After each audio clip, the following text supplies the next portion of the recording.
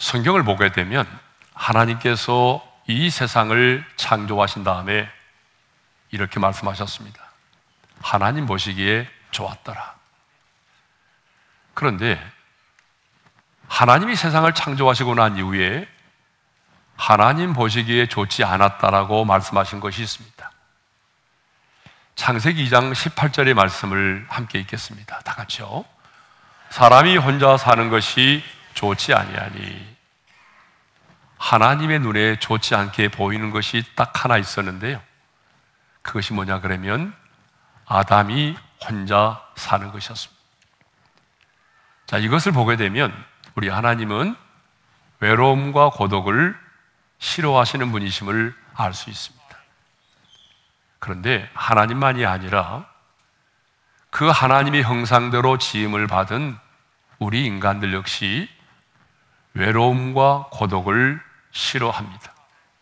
그러므로 하나님의 형상대로 지음을 받은 우리 인간은 반드시 누군가와 관계를 맺고 더불어 살아가야 하는 것입니다. 그래서 앞선 인생을 살았던 많은 철학자들은 우리 인간을 사회적 동물이라고 그렇게 표현했습니다. 이 말은 사람은 결코 혼자서는 살아갈 수 없는 존재다라고 하는 거죠. 여러분, 한문으로도 보게 되면 사람 인자를 보니까 어때요? 두 사람이 서로 기대어 있는 모습으로 이렇게 되어 있습니다. 그렇습니다. 사람은 홀로 살 수가 없습니다. 누군가와 서로 관계를 맺으면서 살아가게 되어 있죠. 그러므로 여러분, 관계가 중요하다고 하는 것입니다. 성공학자인 시비 케라는 성공의 85%가, 행복학자인 제이 포엘은 행복의 85%가 원만하고 바람직한 인간 관계에 달려 있다라고 말합니다. 다시 말하면 관계의 지수가 행복의 지수가 된다라고 하는 거죠. 관계를 소홀히 하고 관계를 무시하고 관계에 실패하게 되면 실패한 인생을 살게 되는 것이고요, 반대로 관계를 중요하게 생각하고 관계에 성공하게 되면 성공적인 인생을 살게 된다는 것입니다. 그런데 관계는요, 사람과의 관계만 있는 것이 아닙니다. 우리 눈에 보이지 않는 하나님과의 관계도 있습니다. 그런데 사람들은요, 눈에 보이지 않는 하나님과의 관계보다는 눈에 보이는 사람들과의 관계를 더 중요하게 생각하는 경향이 있습니다.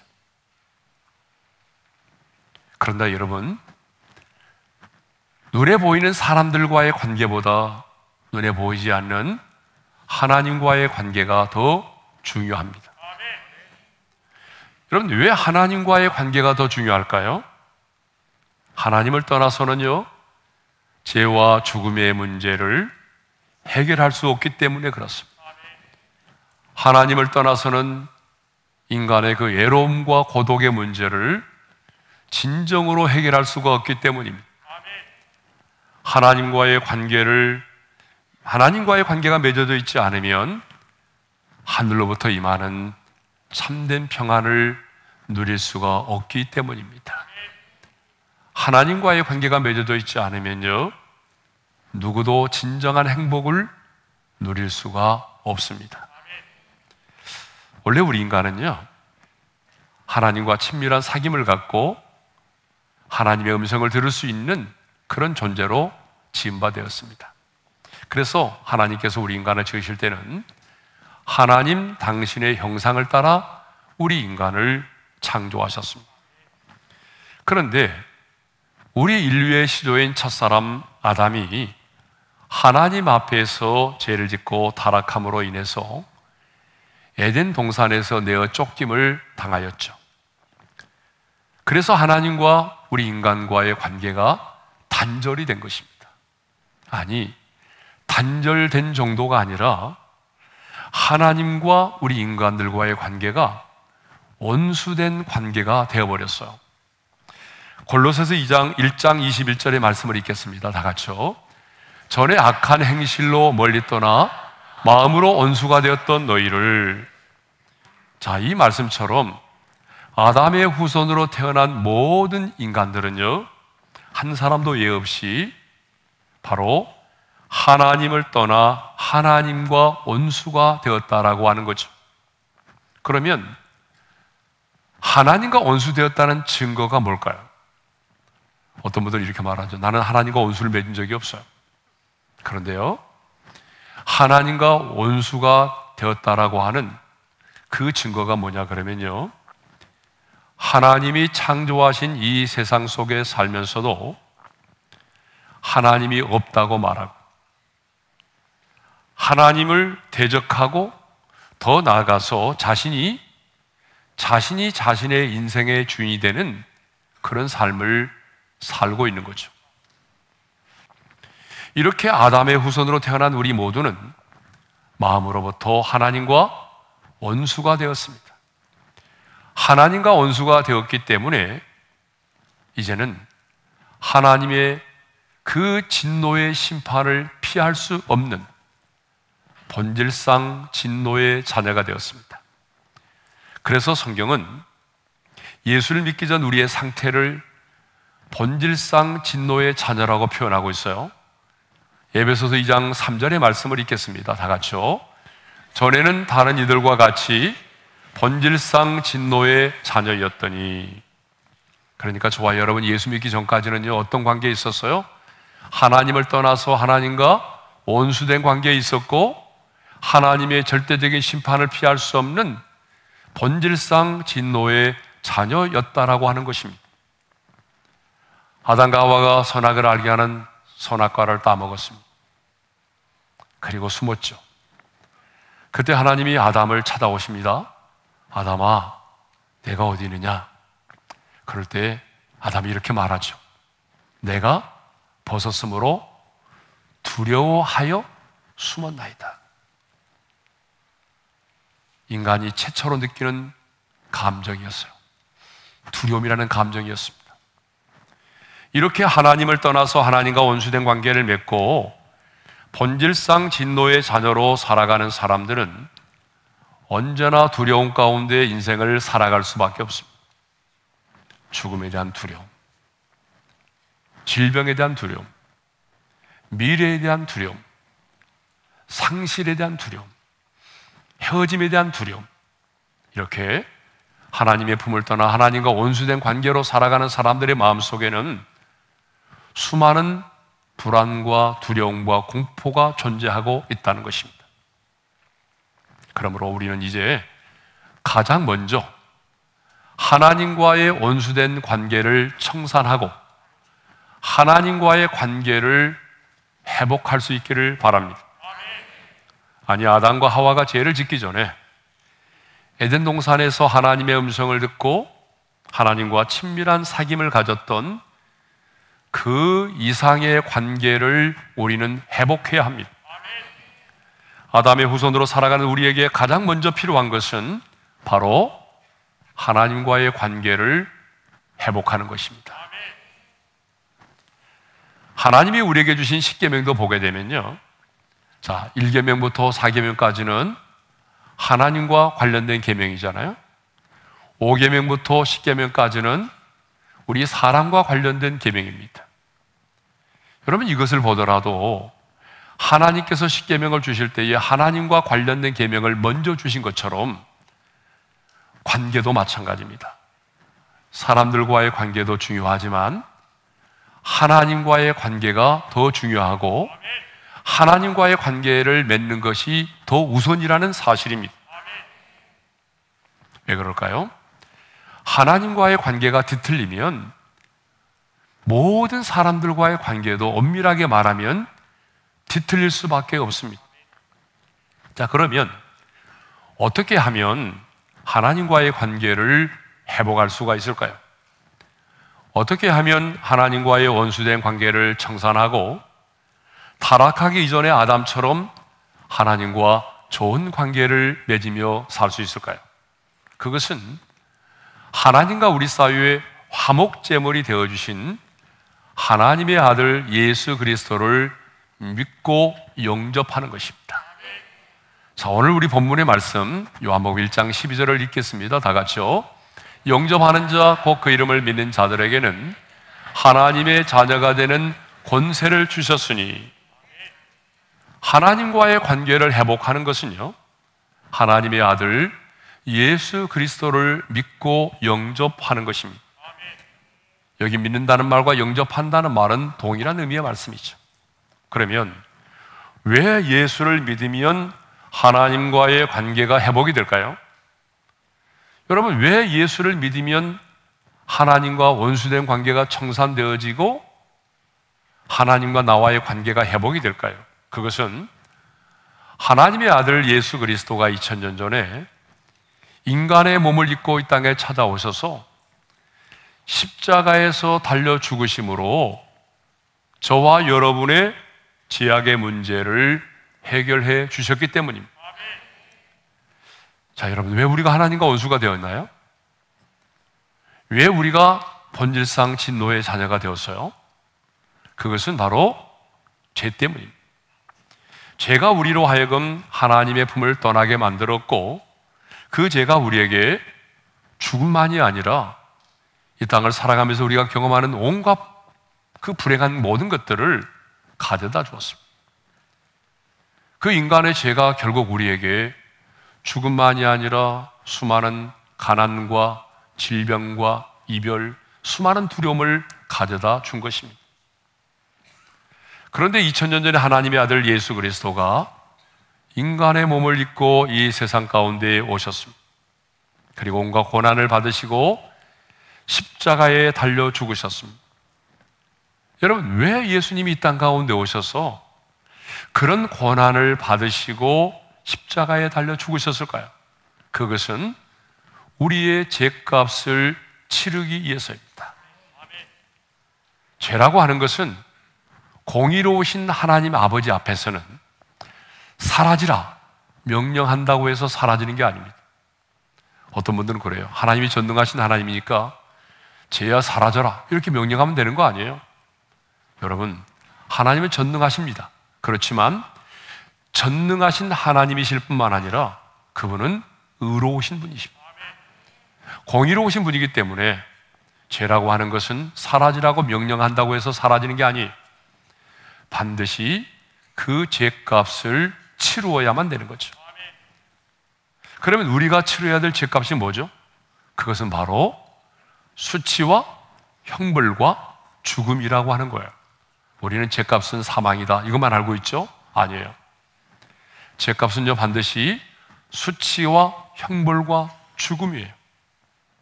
그러니까 하나님과의 관계를 회복하려면 반드시 누군가가 내 죄를 뒤집어 쓰고 그 죄값인 수치와 형벌과 죽음을 당해야만 되는 거죠.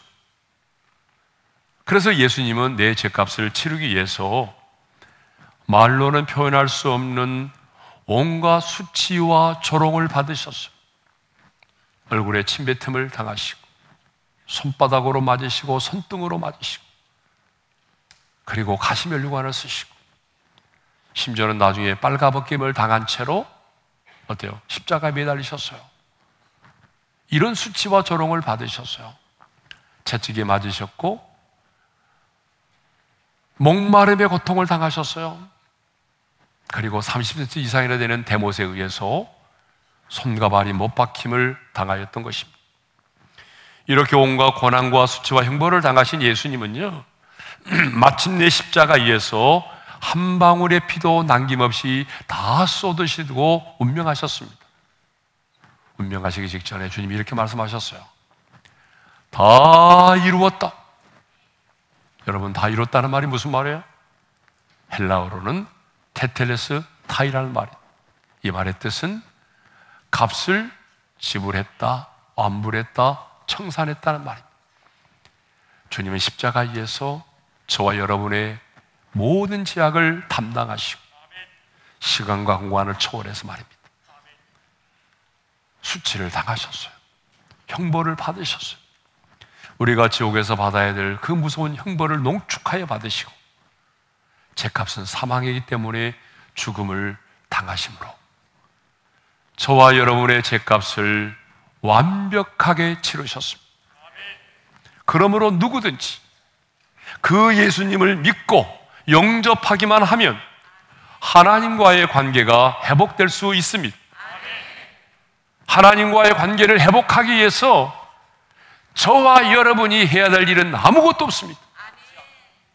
여러분 그러지 않아요? 하나님과의 관계를 회복하기 위해서 저와 여러분이 힘쓰고 애써야 될 일은 아무것도 없습니다. 왜냐하면 주님께서 시간과 공간을 초월해서 내 모든 죄를 담당하시고 그 십자가에서 그 수치와 형벌과 죽음을 통해서 저와 여러분의 죄값을 완벽하게 지불하셨기 때문입니다. 그러므로 우리는 내 마음의 문을 열고 내가 죄인됨을 고백하고 나의 죄값을 치르시고 나의 죄악의 문제를 해결해 주신 그 예수님을 나의 구주로 인생의 주인으로 영접하기만 하면 하나님과의 원수된 관계가 청산되어지고 바로 하나님과의 관계가 회복이 되는 것입니다. 그러면 내가 예수님을 믿고 영접할 때에 내 안에 어떤 신비한 일이 일어날까요? 나를 위해 죽으시고 부활하신 예수님과 내가 연합이 돼서 내가 주님 안에 거하게 되는 놀라운 신비를 경험하게 됩니다. 고린도전서 1장 30절의 말씀을 읽겠습니다. 다 같이요. 너희는 하나님으로부터 나서 그리스도 예수 안에 있고, 자, 그렇습니다. 우리는 하나님의 생명으로 다시 태어나서 예수님 그리스도 안에 있습니다. 그러니까 예수를 믿을 때에 하나님의 아들 예수 그리스도께서 영으로 내 안에 찾아오셨습니다. 예수님만이 아니라 내가 주님 안에, 주님이 내 안에 거하는 신비한 연합이 이루어진 것입니다. 그래서 예수님은 요한복음 14장 20절에서 이렇게 말씀하셨습니다. 다 같이요. 그날에는 내가 아버지 안에, 너희가 내 안에, 내가 너희 안에 있는 것을 너희가 알리라. 여러분 놀라운 일이죠. 예, 주님이 내 안에 계시고 내가 주님 안에 거하게 되는 이 놀라운 신비한 연합이 이루어진 것입니다. 그래서 예수님은요, 요한복음 15장 5절에서 하나님과 저와 여러분의 관계를 이렇게 말씀하고 있어요. 다 같이 읽겠습니다. 나는 포도나무요 너희는 가지라. 그가 내 안에 내가 그 안에 거하면 사람이 열매를 많이 맺나니 나를 떠나서는 너희가 아무것도 할 수 없습니다. 주님은 포도나무고 우리는 가지래요. 여러분 가지는요 아무리 똑똑해도 아무리 많이 배웠어도요 그 나무에 붙어있지 않으면 죽습니다. 열매를 맺을 수가 없는 거죠. 근데 주님이 말씀합니다. 주님은 포도나무고 우리는 가지인데 이 나무와 가지가 연합이 되어 있다는 거예요. 우리는 매일 가지된 우리는 나무로부터 영양분을 공급받아서 살아가는 겁니다. 이와 같이 예수를 믿고 영접하면 나무와 가지처럼 우리가 주님과 하나 되는 신비한 연합이 이루어진 것입니다. 우리는 예수를 믿음으로 주님과 연합된 하나님의 사람들입니다. 더 나아가 그 신비한 연합을 통해서 하나님이 나의 아버지가 되시고 내가 그분의 자녀가 되는 놀라운 관계가 이루어졌어요. 여러분 요한복음 1장 12절의 말씀을 읽겠습니다. 다 같이요. 영접하는 자 곧 그 이름을 믿는 자들에게는 하나님의 자녀가 되는 권세를 주셨으니, 예수를 영접하고 예수 이름을 믿으면 하나님의 자녀가 됩니다. 내가 하나님의 자녀가 되었다는 것은 다른 말로 말하면 하나님이 나의 아버지가 되셨다는 것을 의미하죠. 누구든지 예수를 믿으면 하나님이 나의 아버지가 되시고 우리는 그 하나님의 자녀가 되는 것입니다. 그렇습니다. 우리가 예수를 믿으면 가장 먼저 우리 가운데 이루어지는 변화가 신분의 변화입니다. 하나님이 나의 아빠, 아버지가 되시고 우리는 그분의 자녀가 되는 관계가 이루어집니다.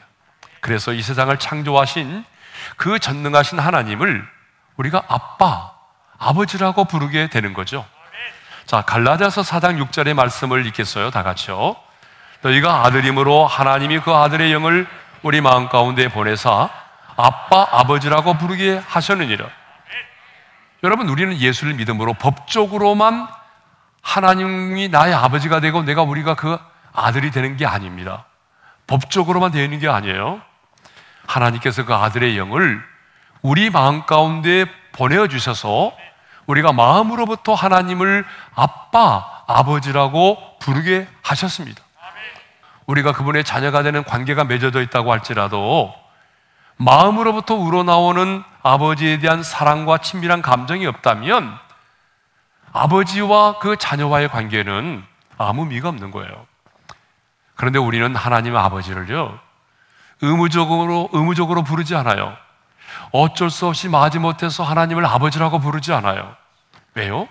하나님께서 그 아들의 영을 우리 마음 가운데 부어주셔서 우리는 마음으로부터 우러나오는 그 친밀함과 사랑을 가지고 하나님을 아빠, 아버지라고 부를 수 있게 되었습니다. 누가, 아니 어떤 피조물이 이 세상을 창조하신 전능하신 하나님을 아빠, 아버지라고 부를 수 있나요? 하나님을 아빠, 아버지라고 부를 수 있는 유일한 사람은 인간의 몸을 입고 이 땅에 오셨던 하나님의 아들 예수 그리스도 한 분밖에는 없었습니다. 그런데 우리가 그 예수를 믿는 순간에 그 아들의 영이 그 아들의 영을 우리 가운데 부어주셔서 우리도 예수님처럼 이제는 하나님을 아빠, 아버지라고 부를 수 있게 된 것입니다. 그런데 이렇게 예수를 믿음으로 하나님이 나의 아버지가 되고 내가 그분의 자녀가 되면 우리는 하나님의 자녀로서 자녀된 권세를 갖게 되는 거예요. 오늘 본문 다시 한번 읽어볼까요? 다 같이요. 영접하는 자, 곧 그 이름을 믿는 자들에게는 하나님의 자녀가 되는 권세를 주셨으니 하나님의 자녀된 자들에게는 하나님의 자녀된 자만이 누릴 수 있는 권세가 주어졌어요. 여러분, 그것이 뭘까요? 하나님의 자녀된 자가 누릴 수 있는 권세가 참 많은데요, 가장 대표적인 건 뭐냐 그러면 언제든지 하늘의 아빠, 아버지에게로 나아갈 수 있다라고 하는 것입니다. 하나님의 아들이니까 하늘의 아빠, 아버지에게 언제든지 나아가서 그 앞에서 투정도 부릴 수가 있고요, 여러분의 속상한 마음을 토로할 수도 있고요, 아들이고 아버지니까 하늘의 아빠에게 하나님, 아버지, 이것도 필요해요, 저 문제도 좀 해결해 주셨으면 좋겠어요 라고 당당하게 요구할 수 있다라고 하는 거죠. 하나님의 자녀된 우리에게 주어진 권세는 언제든지 아버지 앞에 나아가 부르짖어 기도할 수 있습니다. 자, 로마서 8장 15절의 말씀을 읽겠어요? 다 같이요. 양자의 영을 받았으므로 우리가 아빠, 아버지라고 부르짖느니라. 여러분, 이게 부르짖는다는 말이 뭐겠어요? 기도한다는 말이죠. 기도는 그러니까 아무나 하는 게 아닙니다. 하나님의 자녀된 자가 하늘에 계신 아버지에게 하는 게 기도예요. 우리의 기도의 대상은 하늘에 계신 아빠, 아버지십니다. 그러므로 자녀된 우리는요, 인생이 힘들고 어려울 때에 내 인생의 문제를 가지고 아버지 앞에 나아가야 됩니다. 그러면 하늘에 계신 아빠, 아버지께서 우리의 기도를 들으시고 가장 좋은 것으로 응답해 주신다고 약속하셨어요. 자, 마태복음 7장 11절의 말씀을 읽겠어요. 너희가 악한 자라도 좋은 것으로 자식에게 줄 줄 알거든 하물며 하늘에 계신 너희 아버지께서 구하는 자에게 좋은 것으로 주시지 않겠느냐. 예, 가장 좋은 것을 주신다는 거예요. 여러분, 여기서 우리가 착각하면 안 돼요. 여러분이 원하는 좋은 게 아닙니다. 하나님이 보실 때 여러분의 영혼에 가장 선하고 유익하고 좋은 것을 주신다는 거예요. 그러므로 늘 아버지 앞에 여러분 당당히 나가셔서 기도함으로 하나님의 자녀된 권세를 사용하시기를 바랍니다.